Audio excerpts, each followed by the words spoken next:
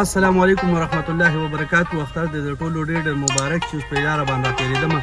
افغانیان وروڼه ناست وو، ناشته یې کوله. نو دوی خواته ورتاوېږم، ورته وایم چې ناشته مې نه ده کړې، وږی یم، چې د دوی څه ریاکشن دی ښه ما سره اوسئ. په دې لاره باندې تېرېدم، هسې مې زړه له راله دغه وروڼه مې ولیدل د افغانستان تنور مخې ته ناست وو، ناشته یې کوله. ما راشه دوی پله ورشه، ورته ووایه چې ناشته مې نه ده کړې، ناشته راباندې وکوي. ټول راته پاڅېدل، ماشاءالله. پښتانه دي، هر ځای به دله عزت درکوي، زنده‌باد دي. ټول راته پاڅېدل، ګڼه بڼه یې راسره وکړه، اختر مبارکي یې راکړه او وایي کښېنه وروره ناشته تیاره ده. یو ملګري راته صفره پروله، مننه وروره، دغه یم چای راکړه او لږه پراټه راباندې مې وخوړه. الان کې ما کمره کې ناشته وکړه، چې کمرې نه وتم څه کار مې و هغې پسې تلمه.